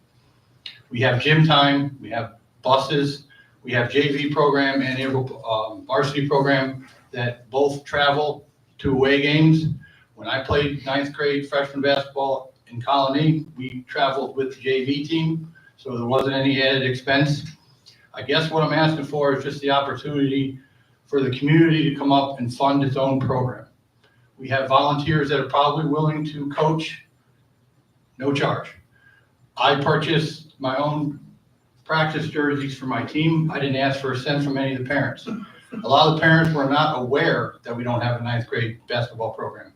When I first went to the practice, we asked the kids if they wanted to play for the school. Everyone said yes. Now, not everybody gets that opportunity, but they should have the opportunity to try out for it. None of the parents, most of the parents that I'm aware of, were not aware that we did not have a 9th grade basketball program, which was news to them. By the time they get in 9th grade or are informed, it's too late. We need a program to reach out to the youth organization who provides these kids from 6th grade, 7th grade, 8th grade, all capital district stuff, volunteer programs, fund their own programs. We need the athletic director or somebody from the school just to reach out to these programs to make it sustainable. We can reach out, we have volunteers that are willing to reach out to businesses, donations, anything to fund our own program. We just need the opportunity. Thank you. Thank you, Lance. You're welcome. Very much. And this is Jean Bradley. Thank you, and similar topic. Good evening, my name's Gene Bradley. I'm up here to represent, currently the president of Averill Park Youth Basketball. I've been in that position for 2 years. Prior to that, 5 years as the travel director for the organization, and been a volunteer for it for 10 years. In my time as volunteer for 10 years, I've seen the interest in youth sports continue, and specifically basketball in this case, continue to grow from an organization that had 12 teams to Right now, we are fielding 22 teams combined on the girls and the boys side of basketball. The interest for basketball, the interest of the community, the interest for the students, for the athletes, it's there and it's continuing to grow. Every year we're getting bigger and bigger in our organization. We're getting kids at the kindergarten level, first grade, second, third grade, all the way up. They're continuing to want to grow. But then we bottleneck as soon as we reach the school athletics. We get to a point where we as Averill Park, and many of you may know, may not know, we are the only school in the suburban council that does not have a freshman team. Whether it be on the boys, girls side, doesn't matter. And what that includes, okay, and the suburban council, for those that are, don't know, that's Shed, that's Shaker, that's South Colony, that's Bethlehem. These are large schools, okay, and I understand that. But there are also schools that have found ways to be able to accommodate everybody at every level. Kids, their interests, to continue to grow with those interests themselves. We see a situation where kids want to, they get to 8th grade, all of a sudden they want to get into, they have to go to JV. Well, on JV, all of a sudden, now we're only taking 12 kids, okay? Well, I have 40 kids at the 8th grade level right now that want to play basketball. But you know what, I don't even go beyond that because I probably have 50 kids on both sides, okay? A scenario where you got a modified team, I can speak on the boys' side, that is fielding 19 kids. How is one coach supposed to continue the growth of 19 kids? So by that point, at 7th grade, kids start to fall out. Then 8th grade, they fall out. Then in 9th grade, they start to fall out because now they're developing physically differently than most other schools. Now we're out there on the JV team. We're facing a CBA who has a reclassification situation going on, who now you're looking at grown young men playing against smaller kids, okay? We don't have that opportunity for those kids to continue to grow. And that's what a freshman team would do. It allowed kids to grow physically in their own bodies, but also be able to grow athletically with everybody else in the council. All right, so it may not be something that is in the immediate future, but I really believe we need to continue speaking about this opportunity because that bottleneck out there is really causing a situation where kids at all those levels have started to fall back onto other things. They're not given those opportunities, and it's terrible to see that these kids don't get those opportunities. Thank you very much for your time. Can I just ask a question, Gene? So there's modified, there's JV, and then there's varsity. Is there also an extra team? Like, I guess I didn't know, I'm not as familiar with this freshman team thing. Yes. So a freshman team, and some schools call it a mod 9.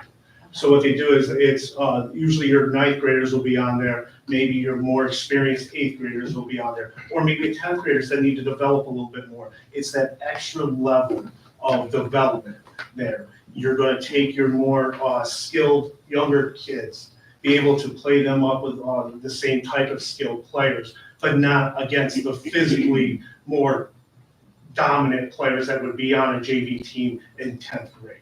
Because the difference between a 9th grader and a 10th grader is pretty significant. And is that true? Is that in every other school except ours has it? And is that for boys only, or is that on both sides? Boys and girls. And every other school has it except for us? My understanding, definitely on the boys' side, the girls' side, my understanding as well is, yeah, they're both on both sides. Okay, thank you. What was the number again you said? How many students you thought were going to be interested that we're not going to, I guess, So make it? if Did you you say take 40 your- or 50? You take my 8th grade, just 8th grade alone this year. And that's counting just Averill Park CYO, Averill Park basketball itself. We have close to 50 students right now that are going to be vying for 12 spots on one side and 12 spots on the other, as far as girls and boys side. for JV. And then that's not counting who's already in ninth grade and who's still continuing on. We appreciate those numbers because obviously that aligns with one of the district's goals, right? So providing extra opportunity. Well, no, but like, so because I think sports are just as important as curriculum. I think they teach students things that just textbooks cannot. So parents cannot, teamwork and camaraderie and competitiveness and all kinds of things. So I'm definitely a pro sports, and I thought that number seems like a high number of students that would be missing an opportunity. We have built a program in the 10 years that I've been here through past presidents and through myself now that has a little excitement about basketball. It's specifically, but sports in generally. You go to any one of my games on the weekends, it's a community thing. You have kids coming in there, they're cheering each other on, they're doing all this stuff. People want to do that. I mean, I was really disappointed to hear about Odyssey of the Mind. That's very disappointing to hear. But whereas there may not be interest in somewhere here, there's tons of interest in other aspects of what's going on in our community. And I think it's really important that we step back and we start thinking about how that interest is going to help out our community long term and what it can do for the kids and for families as a whole. I agree. Thank you. So I agree with what Michelle just said about it being just as important, whether kids are involved in clubs or sports. It also keeps kids, involved in extracurricular activities instead of doing things they shouldn't be doing. There's not a lot of, other than the school and sports, to do out here in Averill Park, in the middle of nowhere. That being said, my daughter does play for Averill Park youth basketball. She's in 5th grade. She loves it. He's right, every weekend, the gyms are filled with kids and families. It is a huge community thing.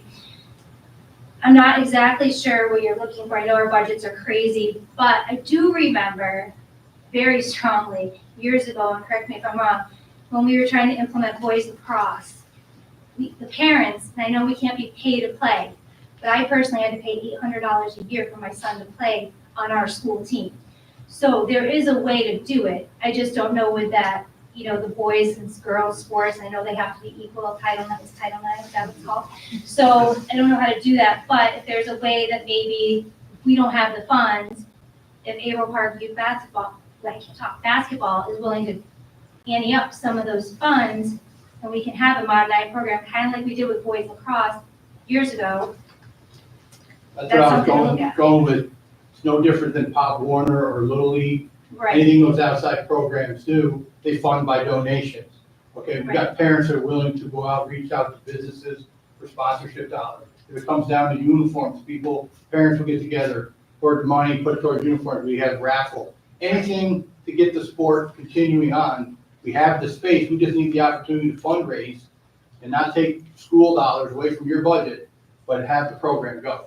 Right, and that's what we did with lacrosse, right? We paid for the whole program, all the parents, we got people to sponsor us, businesses, whatever, we went out for donations. And this was, my son was a freshman. I mean, he graduated in 2021, so it wasn't that long ago. Nope. So, and then eventually we were in a position where the school was able to fund it, but it was a couple years. I want to say maybe 2 or 3 years where I had to pay quite a bit of money. It was like $800 a student. So, yeah. And the good thing is about basketball is the overhead is much cheaper than it is for lacrosse, as you probably know. Right. I mean, with equipment and everything like that. Everything, right. So I don't know if that's how we look at that, but I think it's something we should definitely think about. If they can somehow provide funding, that's my opinion. Just to echo what Jackie says, I have 2 kids in basketball at Averill Park and it's huge. Oh, I see Gene all weekend. He tries to run for me now when he sees me, but it's no, it's a huge community presence, and I honestly didn't know there was a freshman team, mainly because I went to a really small school, but it sounds like there's a lot of demand. We have Mod 9 girls soccer, we used to. Do we have it in any sport? That was cut in 08, 09. Okay, I knew we used to have it. We used to have freshman teams across the board. I graduated in 2000 from here, and we had Mod 9 in just about everything. and to speak on behalf of Averill, obviously, Ken isn't present, but, we always work with the district, we always work with, the coaches, anything that we can do to help continue to build that relationship between the school and us. We're constantly doing it. I'm in Pugs' ear, Pugs is in my ear, I'm in Coach Morgan's ear, that kind of thing. And I think we have a great relationship, and I think that's something that when it becomes serious talk, I think it's something that we certainly could sit down and we could start crunching numbers here and there and see where that benefits everyone. Certainly. Yeah, and our basketball coaches are actually there all weekend long. Keegan is there all weekend long.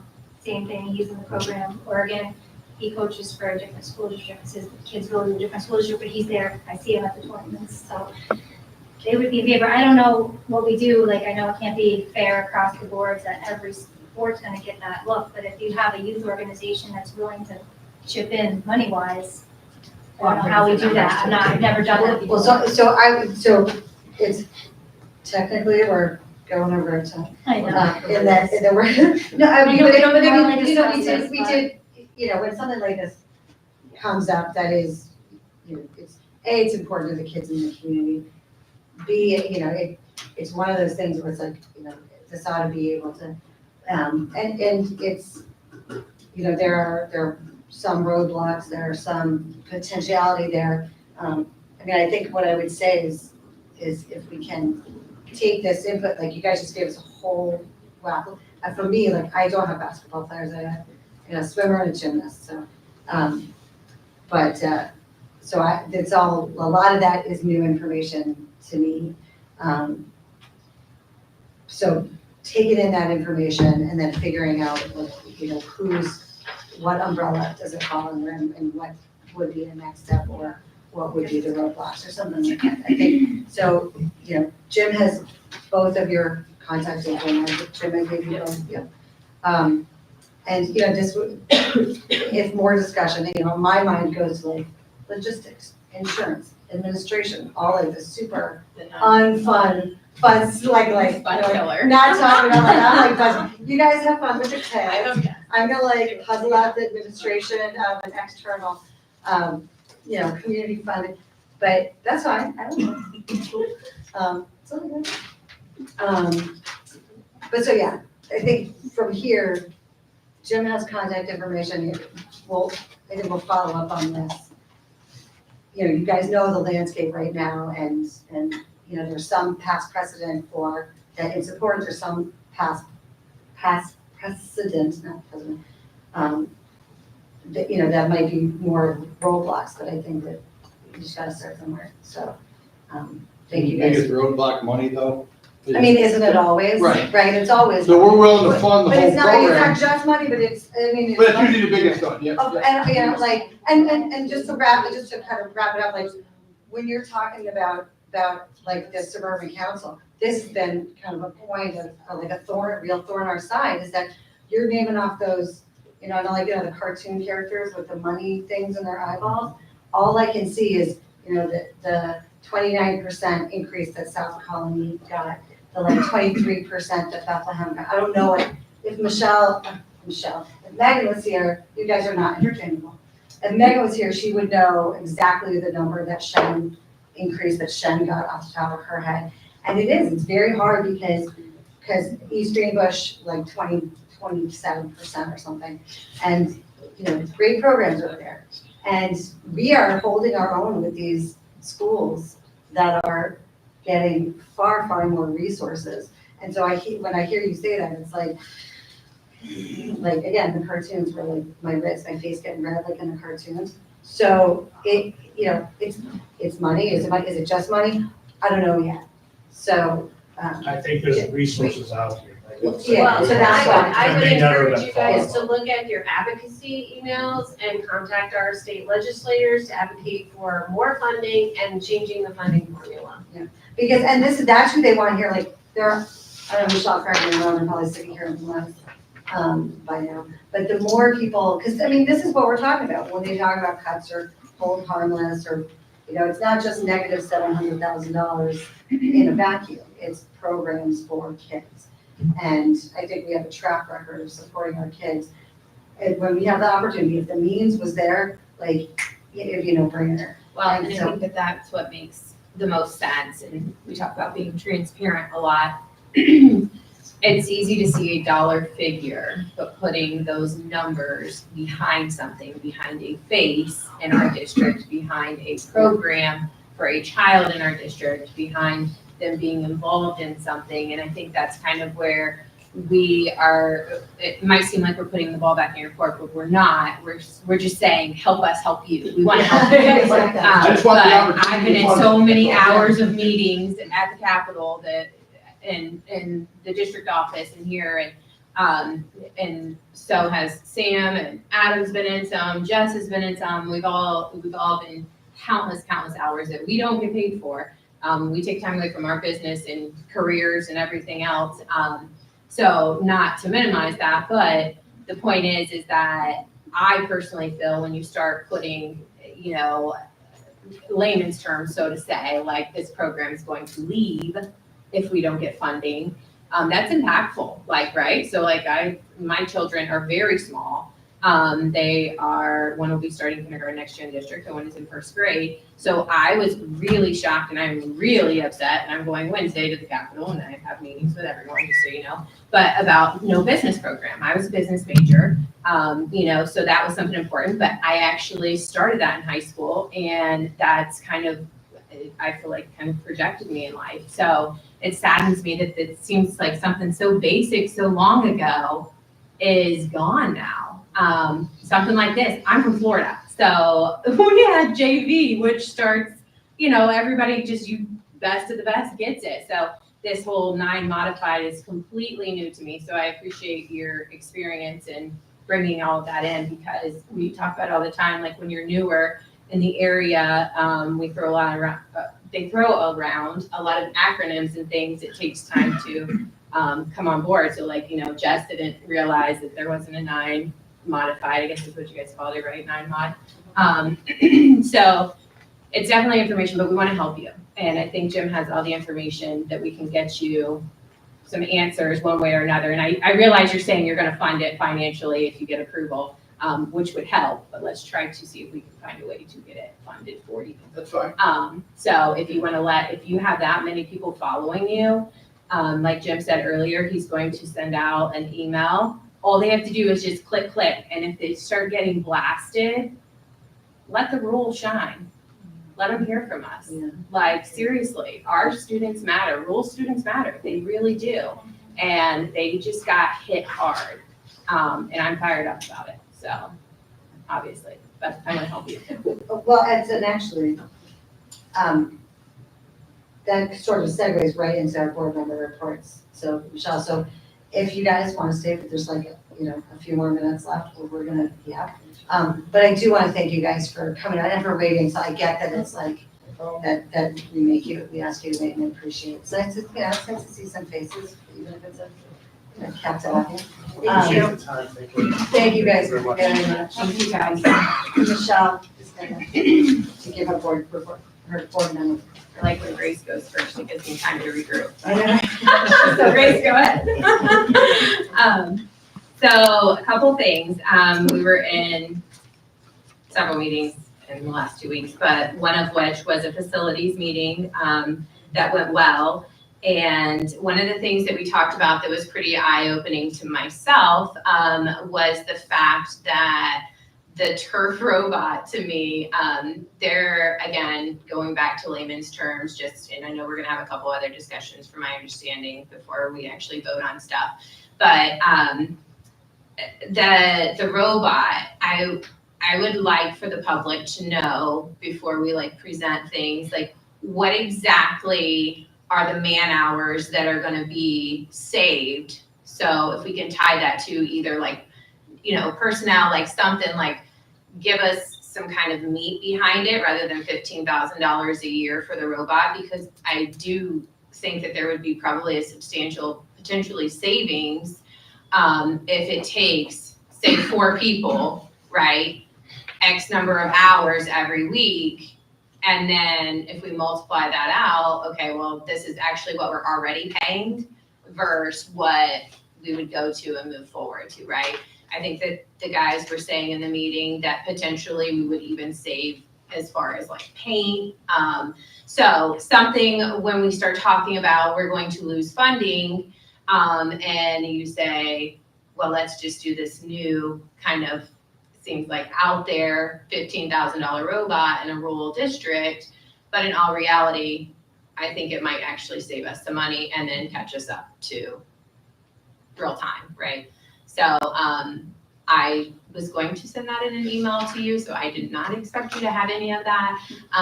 But just something to chew on for the future stuff, because I think that would be very beneficial for the public to know and kind of be transparent on if we would be saving money, because I would like to get those guys the robot if we can. I would like to give everybody yeses, but we're trying. The virtual conference that was for at least 4 hours during Friday, so disappointing. Beyond disappointing for me personally. We sit in a lot of meetings and we try to, talk about how we can move the ball forward, right? That's the big thing, move the ball forward. What's our next sell? What's our next game plan? And to me, it was just smoke, mirror, and show. Like, it was no truth. It was all talking in circles. And I just didn't, I was sad. I was really sad that this was Okay, thank you. virtual conference. Yeah, it was I guess the initial one before we go Wednesday, right? So it was all virtually.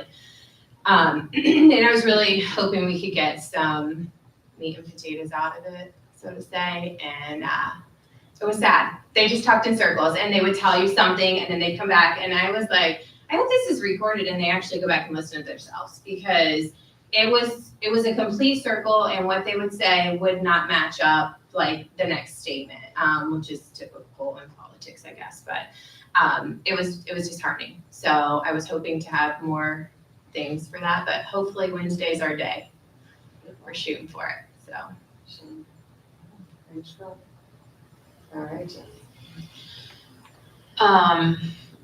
Just another continuation of, I think, many depressing meetings to come in the next couple months. The one silver light, I just think it's wonderful how much you guys have gotten the kids involved with figuring out the warrior replacement.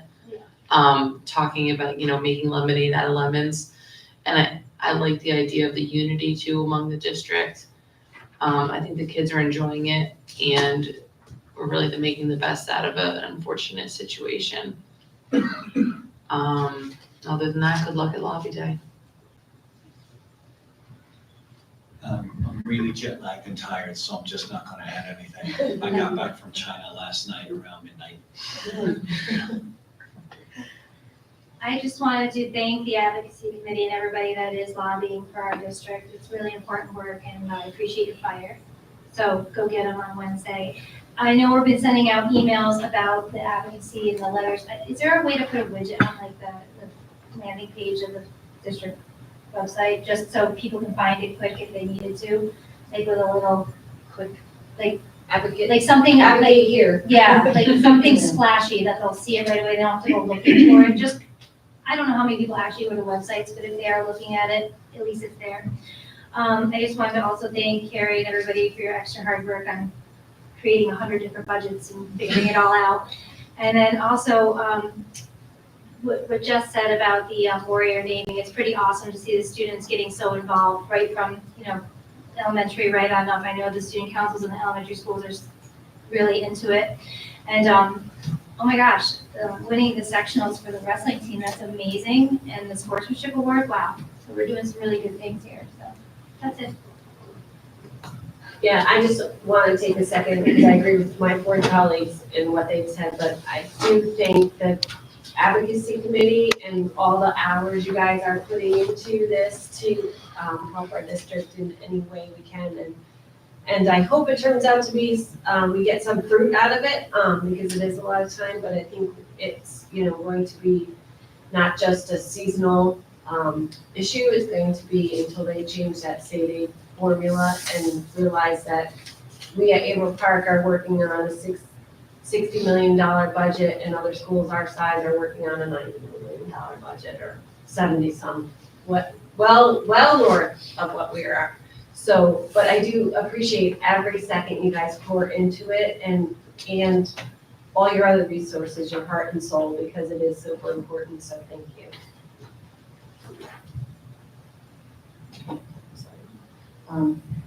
Thanks, guys, for it's not that it's lemonade on lemons, but you guys are taking everything in stride. And I think that speaks to how well this sort of body is working as its own entity, that we're not, like, we're passionate and we're frustrated, but we're not losing our minds, knock on wood, not yet. And hopefully we won't. I am also looking forward to Wednesday, because I do feel, there's something about the virtual. It was super handy. It is super handy when you need it, but it doesn't allow for, there's that word again, nuance, that I keep coming back to. And you definitely get the feeling that a lot of these folks are operating up here, and we're down here with the kids saying, here are the real ramifications of what you're talking about so sort of flippantly. I think that was one of the things that sort of came across in that virtual conference, was sort of the flippant, I don't know if infantilizing is the right word, but just sort of, you'll be okay. That's, a little patronizing, as if we couldn't do the math, as if we didn't have, Carrie here running 4 different budgets for us. And so that was, and again, when bringing beyond the formula, which, as I have more of these conversations, unfortunately, I'm starting to feel like, any changes to the formula, I mean, that could be 10 years from now. But what I appreciate very much from Carrie is just, there are other avenues that we can use to sort of push back, open things up, move money around, and sort of ask for things out of our funding that give us more leeway to do what we're doing. And I just want to say again how, the extent to which we achieve what we achieve with the means that we have is pretty extraordinary when you look at what other districts that we are, that we are spoken in the same breath with all these other districts for a fraction, and it's just incredible. And I don't want it to be like that forever. So, yeah, sectional, right? Sectionals. Yeah, all this amazing artwork. That's again, and I just wanted to chime in. I know it wasn't on the topics tonight, but that arts and music that have the same, that similar impact as sports in terms of extracurricular, and like building the whole child. And correct me if I'm wrong, Jesse, that those are only just starting to claw their way back from 08-09, and I can't stress how much the arts is, can be an avenue. I was listening to a piece on the radio today that a businesswoman who learned her leadership skills from being a stage manager in her high school productions. And she knew she wasn't going to end up in the theater, but it was those skills that allowed her to go to like a boardroom and sort of commit and figure out all prior. So it's all important, every student, every day. I'm going to stop talking and we can wrap this up. That's it, y'all. I make a motion to adjourn the meeting. Jess first, Adam second, all those in favor? Chin up, that passes unanimously. Everyone like, do we need to like go to the pub or something? You guys are looking like a pick-me-up. The saddest sack of. I wish I could be on the advocacy committee, it just really bothers me. It's like